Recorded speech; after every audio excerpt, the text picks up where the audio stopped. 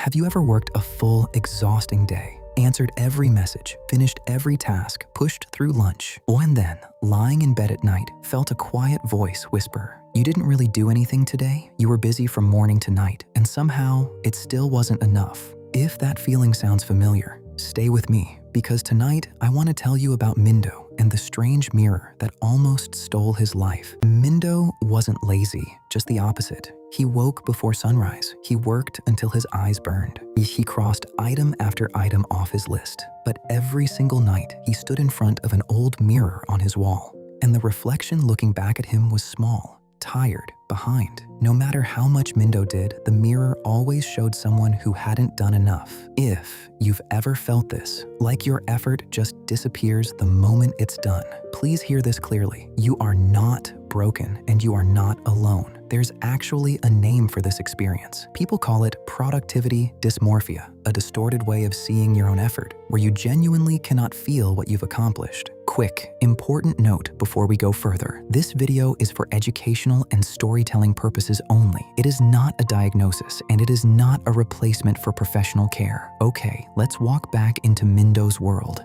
Here's the strange part about Mindo's mirror. It only ever showed him one thing, what was still left to do, every unfinished task, every person doing more, every goal still out of reach. It never, not once, showed him what was already behind him. And slowly, without noticing, Mindo started living for that mirror. He measured his entire worth by how the reflection looked each night. A good reflection meant he was allowed to rest. A bad one meant he hadn't earned it. So he kept pushing. He skipped meals. He canceled on friends. He told himself, just a little more and then I'll feel okay. But the mirror moved. Every time he got close, the reflection took one step further away. One night, Mindo pressed his hand against the glass and finally asked the question he'd been avoiding for years. Who is that? And why can I never become him?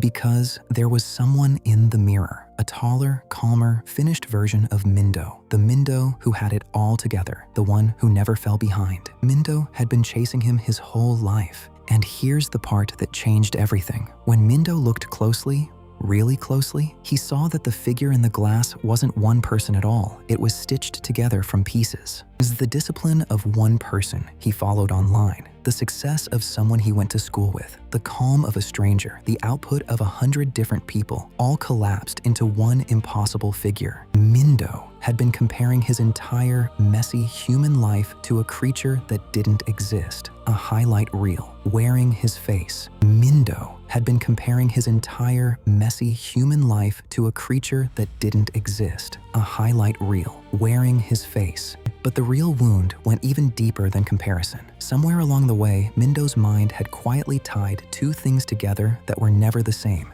doing and deserving. He believed deep down that rest had to be earned. That stillness was the same thing as failing, that if he ever stopped producing, he'd stop mattering.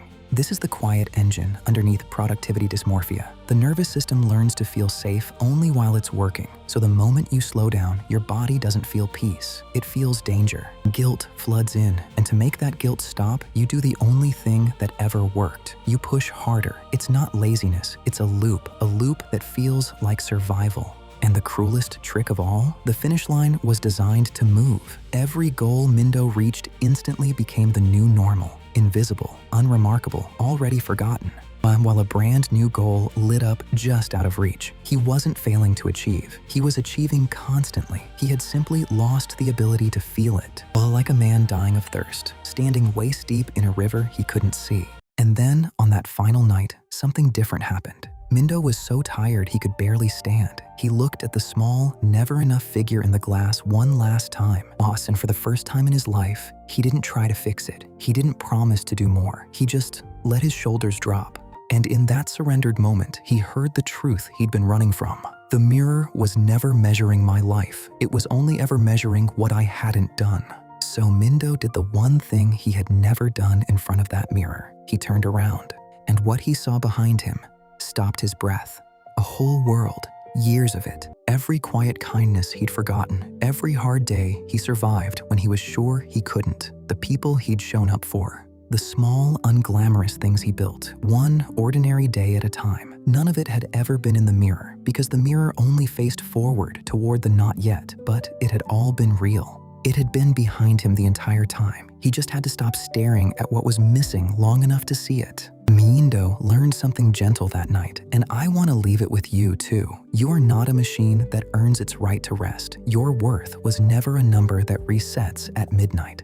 Doing nothing for a while doesn't make you nothing. Some of the most important work you will ever do looks exactly like rest, like healing, like simply being here. So, when that voice whispers tonight, you didn't do enough, you don't have to argue with it, and you don't have to obey it. You can just turn around and finally let yourself see how far you've already come. And if this feeling lives with you every day, if the guilt is heavy and rest feels impossible, please know that this is something you don't have to carry alone. Talking to a licensed therapist or counselor isn't a sign that you failed. It's one of the most productive, loving things you could ever do for yourself. Reaching out is strength. Before you go, I'm curious, out of everything in Mindo's story, which sign did you quietly recognize in yourself? The moving finish line, the guilt around rest, or that voice that says it's never enough? Tell me in the comments. Someone reading them tonight might feel a little less alone, because you did.